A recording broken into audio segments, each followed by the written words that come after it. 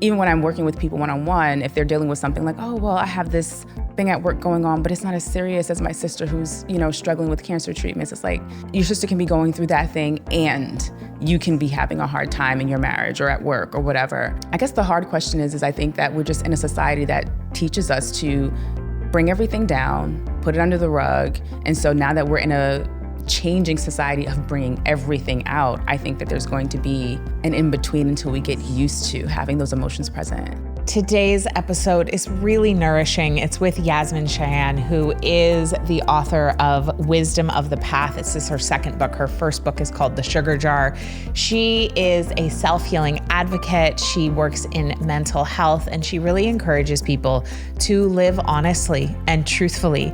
And in this episode, we really dive into how to do that. And she gives 2 really practical practices to have the courage to be honest with yourself at the end of the episode. You're going to love that. Her work has been featured on the Today Show, by InStyle, and more.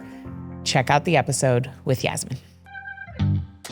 Welcome to Plenty. I'm your host, Kate Northrup, and together we are going on a journey to help you have an incredible relationship with money, time, and energy, and to have abundance on every possible level.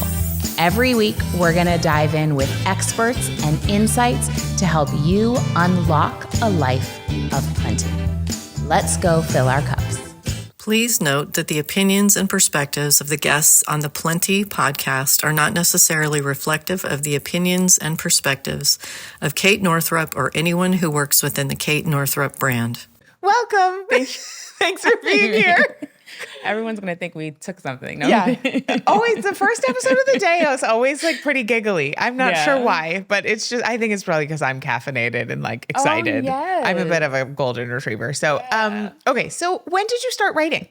I was 9, and a friend of mine and I had like a gossip column in 3rd grade, and I wrote poetry, but we also wrote in that way. And I've just always loved writing. Yeah. Amazing. Mm-hmm. Well, I was talking with my best friend the other day about how, because our girls are like 8, almost 9. And we were talking about how by that age, like you kind of know what your thing is. You really do. I mean, it's so interesting though, because I think you can kind of get derailed. People try to encourage you to choose something serious or choose something real, which is definitely how I got veered off from writing. And I eventually came back to it. So you were in the military for how many years? 5 years on active duty. 5 years on active duty. Overseas or here? Both? Both. Yeah. Okay. Mm-hmm. And then when you came back, can you tell me what happened between, not came back, but like when you left the military, can you give me a little snapshot of what happened between there and how you found writing again? Or were you writing for yourself the whole time? Like, are you a journaler?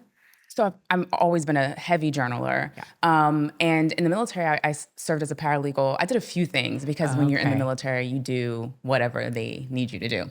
But one of the things I did was paralegal work. And that required more writing than I would have ever expected. And I found ways to make my legal writing creative. Like I always found a way to incorporate what I love into what I do.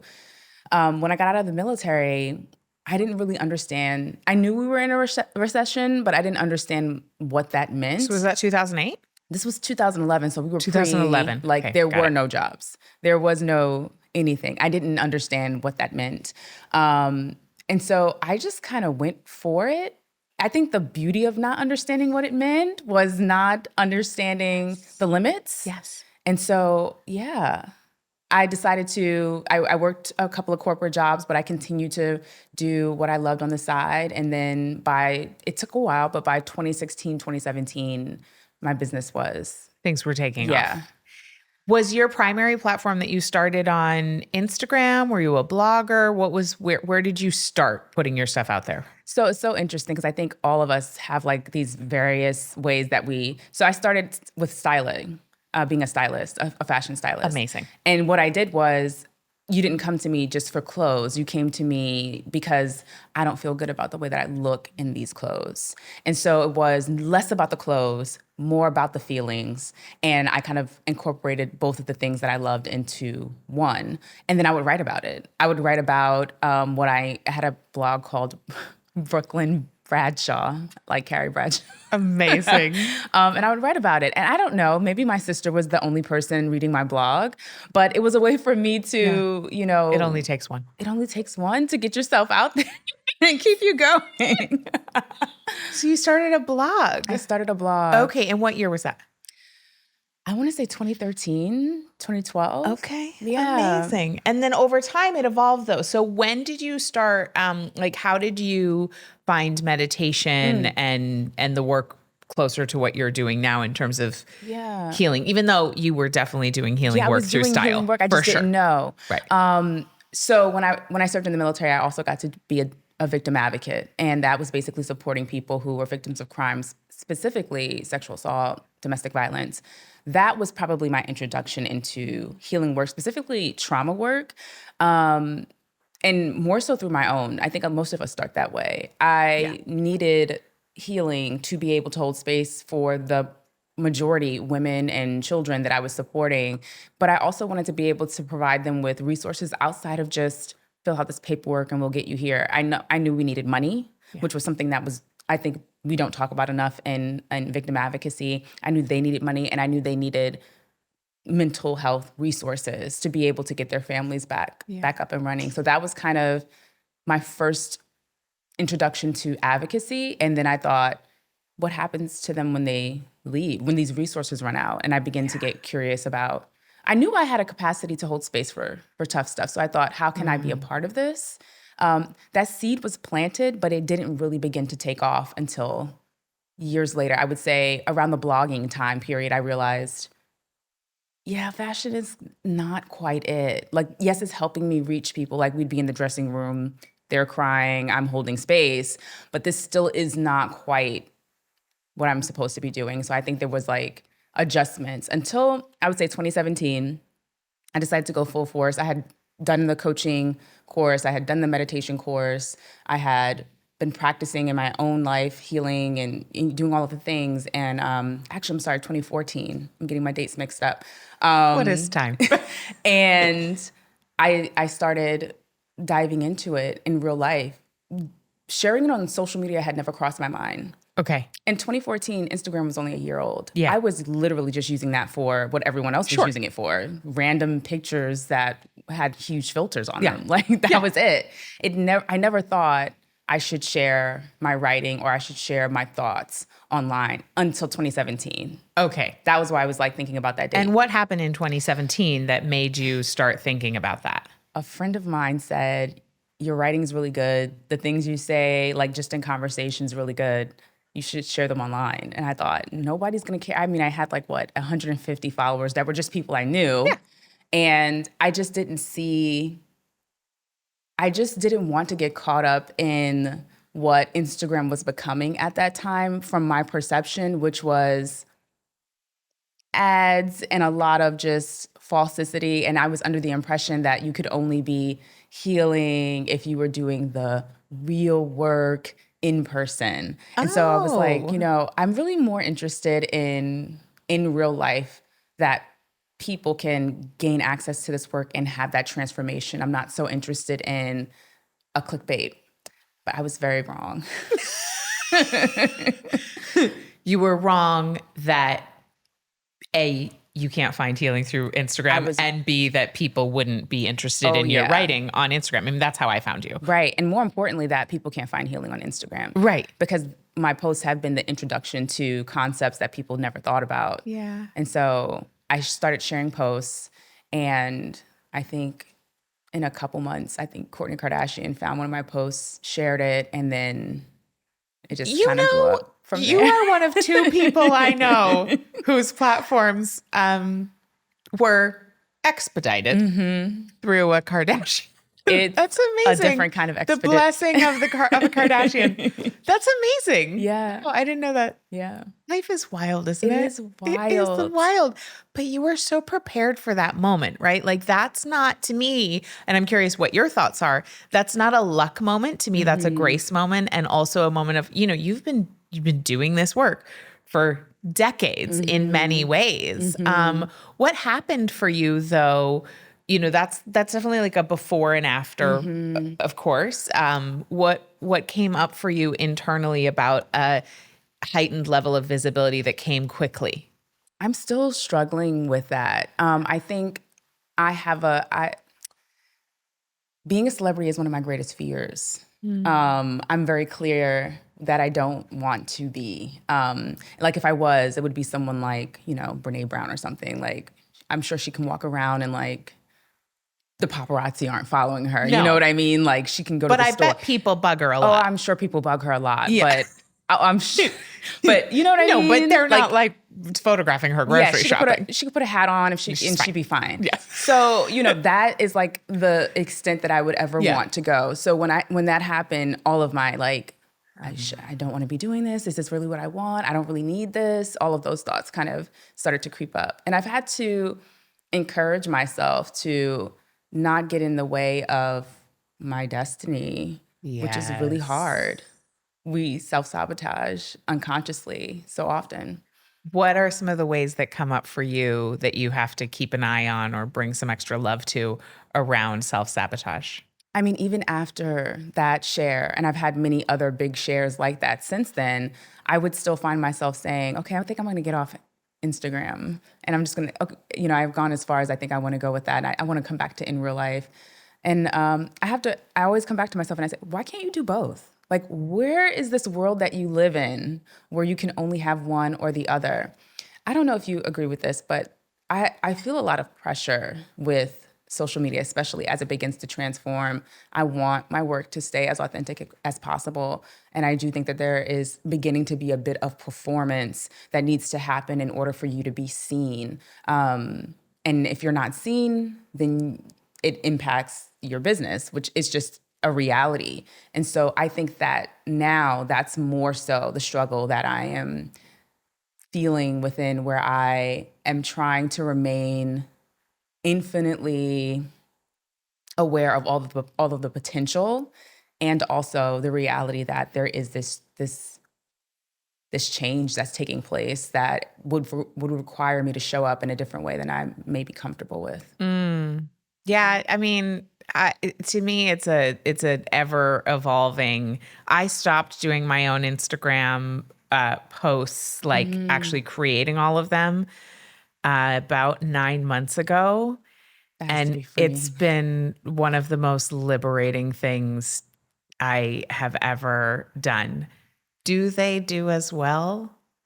I don't think so. It's okay. It's okay. I don't know. And I'm curious, like, that now I'm just like, we're going to get in the weeds in your business, but you're using an email list and growing it and connecting with people that way. Like, so to me, these larger platforms are a way to gather people who then want to build a more intimate connection, whether it's in person in your healing spaces, like you said, or just on an email list or listening to a podcast. So to me, it's like, I'll cast the net wide. And if I need to dance on Instagram to do that every now and again, it's fine. I'll do it anyway. and then come down. But I get, as a writer, like, I too am a writer, and I don't use Instagram as much for that. And I do miss that. So that's why I'm actually going to come back to really being more intentional about blogging and working on a next book. And who knows? We'll see. Yeah. Okay. But you said last night at this event that we were at Books and Books, you said, I refuse to perform.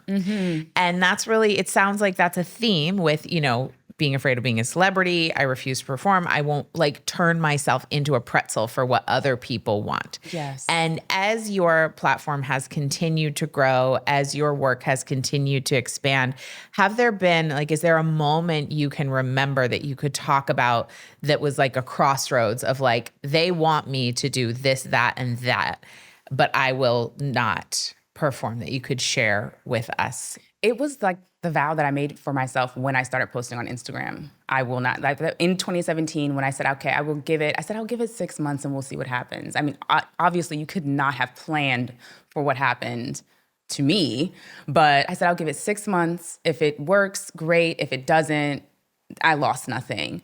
So I made the vow to myself that I would not perform in any way or show up in any way that didn't feel authentic. Even when like video became popular, I was like, I'll do video because that's just an extension of my speaking. Yes. But I'm not going to do anything that feels uncomfortable or feels like trying to belong. And I think that I enjoy social media, like as a consumer. I love looking at videos, memes, like that's how, like I love language, memes for me and my friends. But I think when you are doing a meme and you are performing, that you are essentially an entertainer, which is part of your job.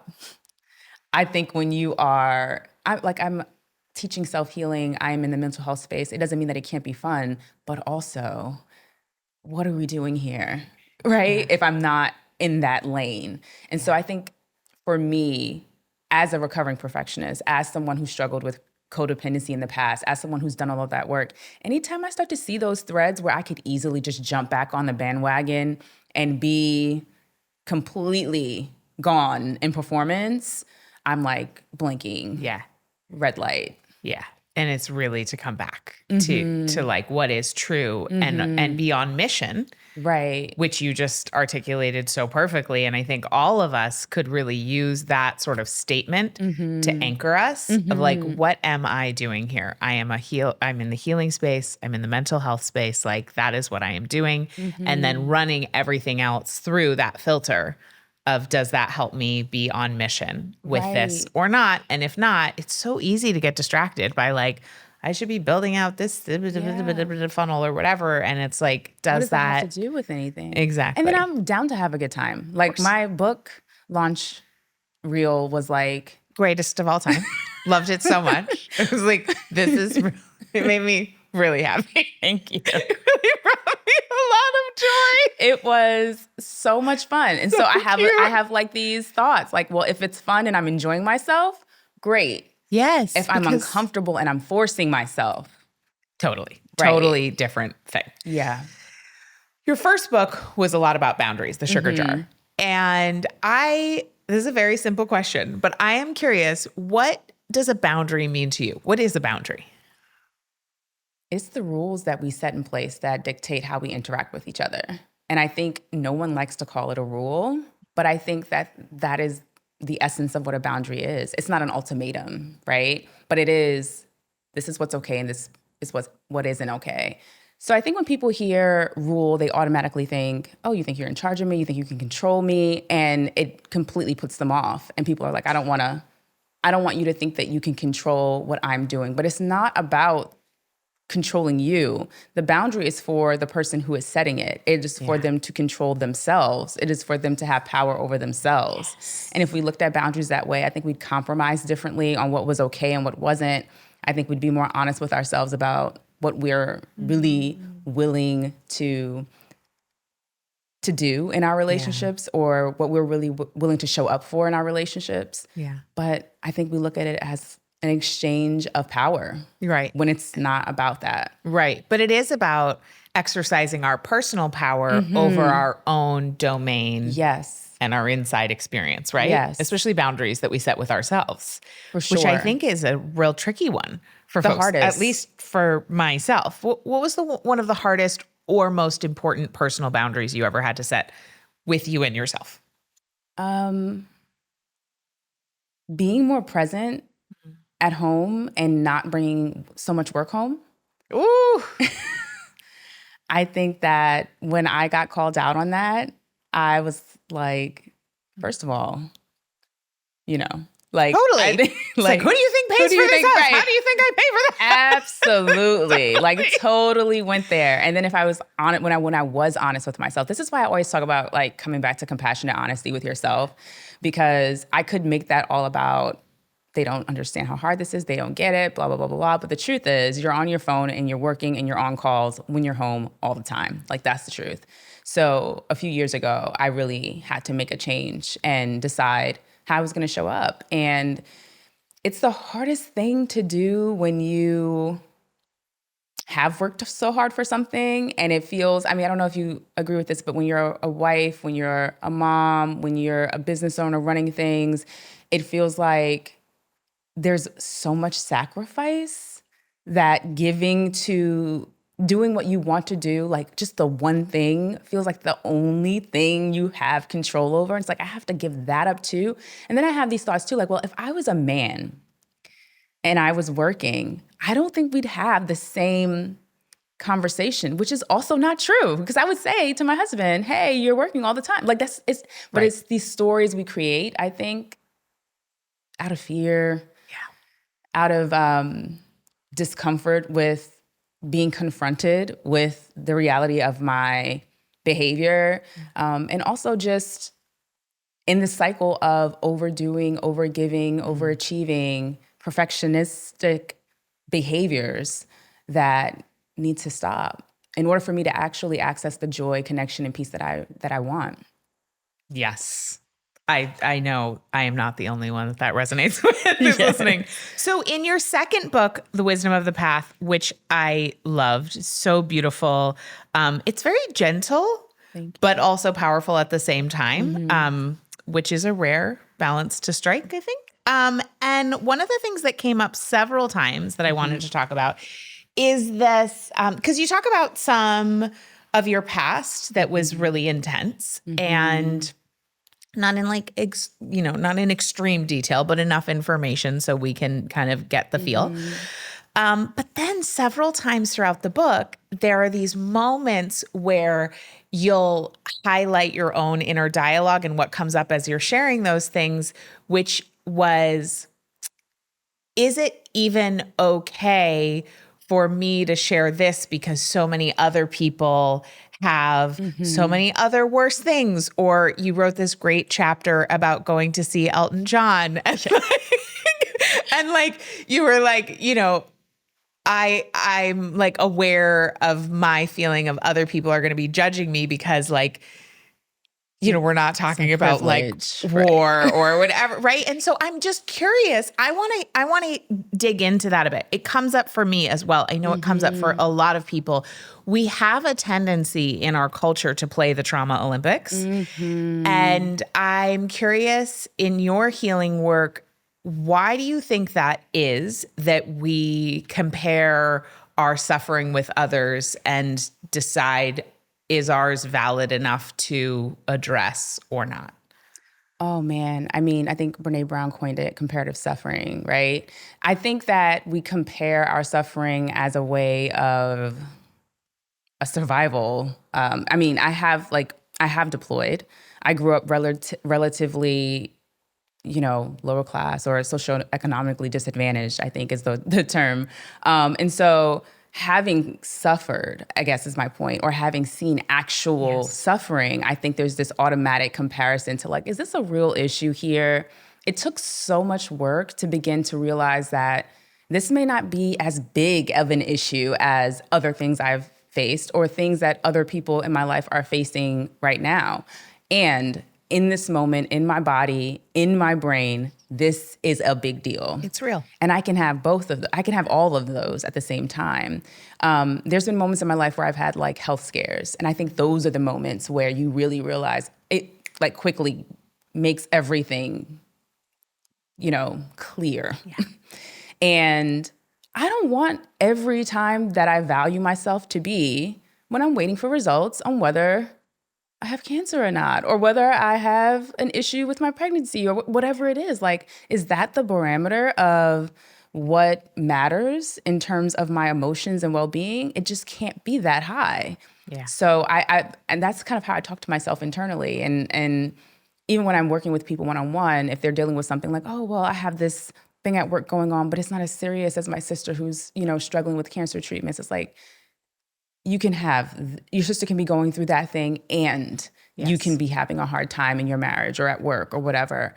So I guess the hard question is I think that we're just in a society that teaches us to bring everything down, put it under the rug. And so now that we're in a changing society of bringing everything out, I think that there's going to be an in-between until we get used to having those emotions present. What a good point. Yeah. It's a bit of a pendulum swing. Yes. Now, you talked about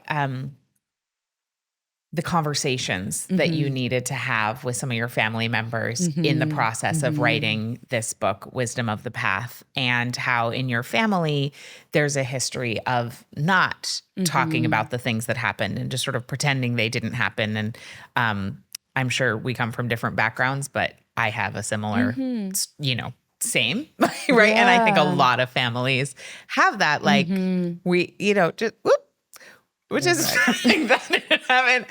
And I'm curious, as you were choosing to have those conversations, what felt important for you about the particular parts of the stories you told, and how did you frame that for your family members in terms of like why this mattered to you and why you feel these stories matter to the collective? Yeah. The first thing that was really important for me is that I didn't want anyone in my family to feel as if I was blaming them for anything that happened.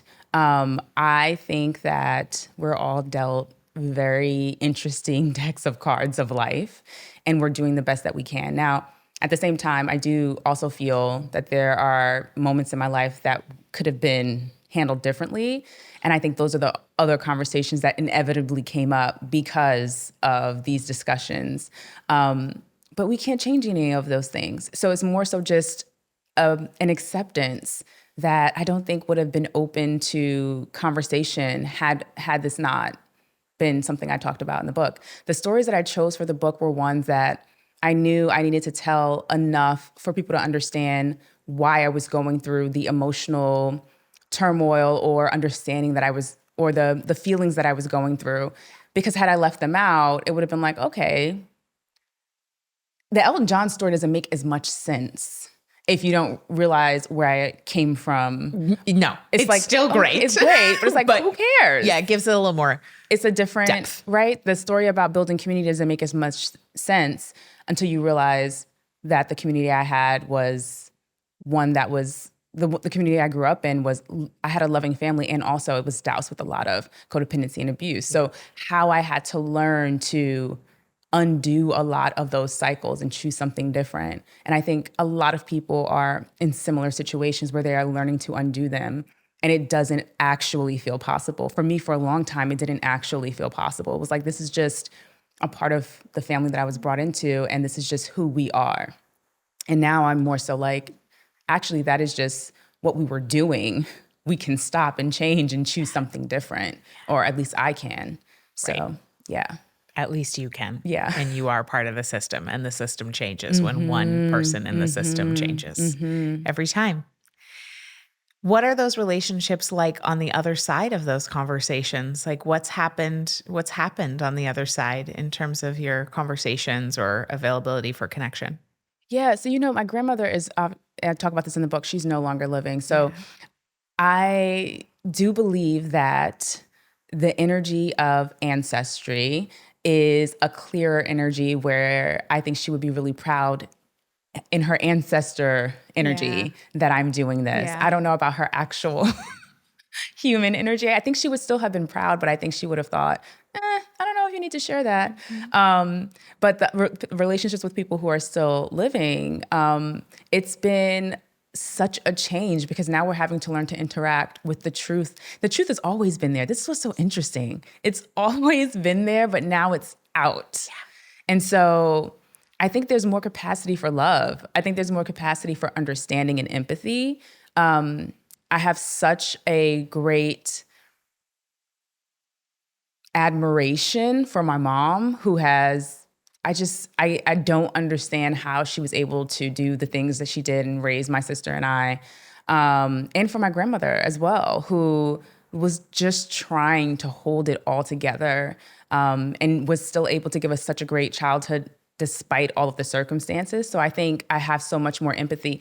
It gave way for the anger and resentment and a lot of the childlike feelings that I was still holding on to, thinking that it was truth, but it was really just a lot of unknowns that I had made up stories to make sense of things that I didn't understand because nothing was explained, because nothing is ever discussed.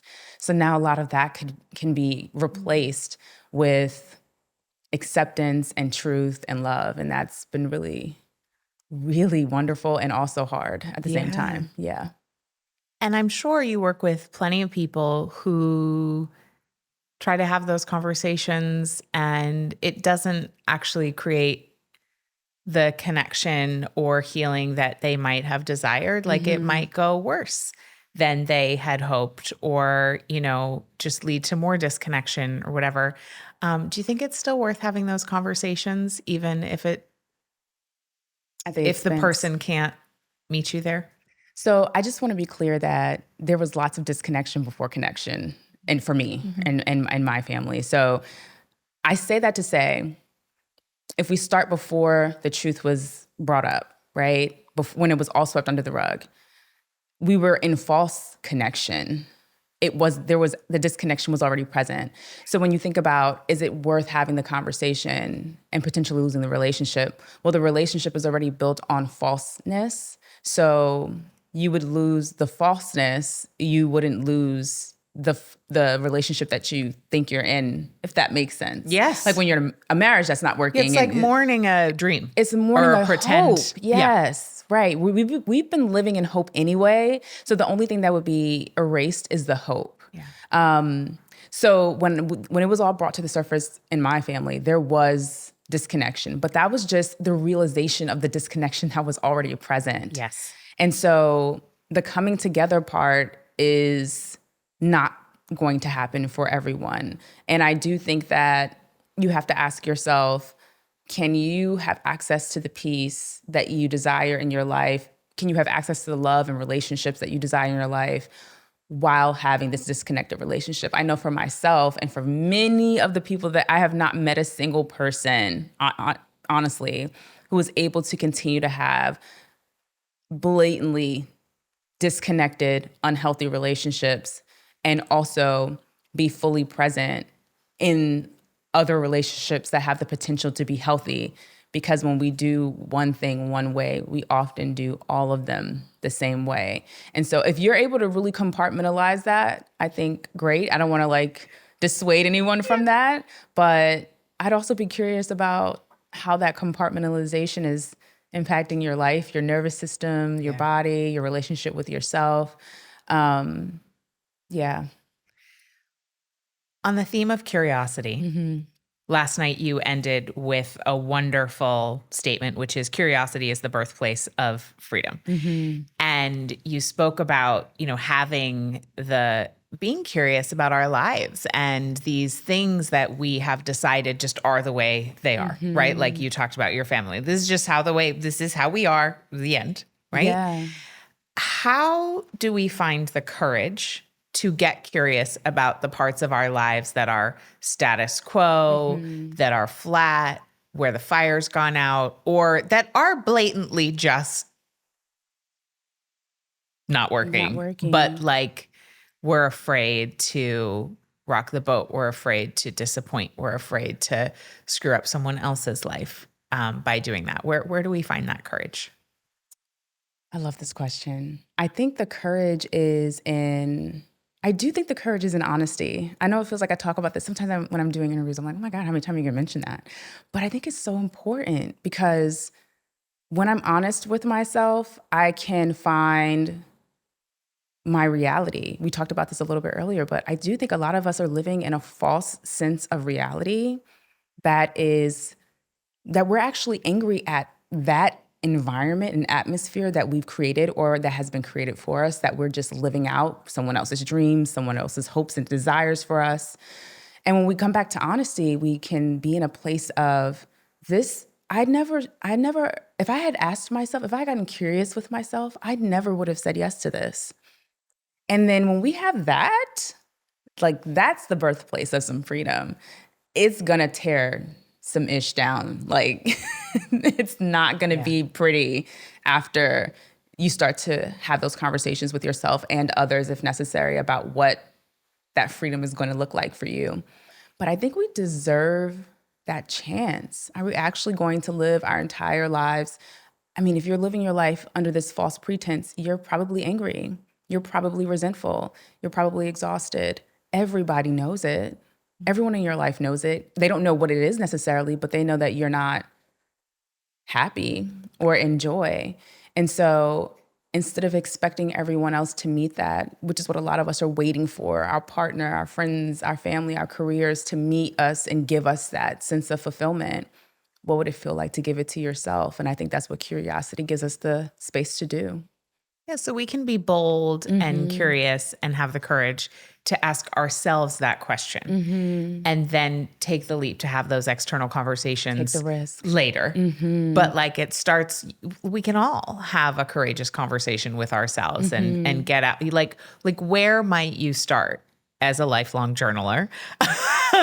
Where might you start for someone who maybe is having this sense that there is something more for them, something is off, like there may be relationships they need to leave or change, but they've been afraid to have that conversation with themselves.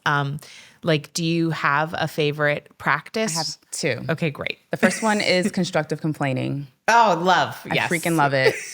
If you don't have anyone who will listen to your complaining, journal. And I mean, be honest in your complaining. Like, I actually can't stand the way he does this. I can't stand the way she does that. I hate this. Like, just be open with yourself and then go through that. Like, if you're in a conversation with someone, have them, and please choose someone who has the capacity to hold space. Yes. But perhaps get permission ahead. Maybe get permission, boundaries, and maybe it's your therapist, right?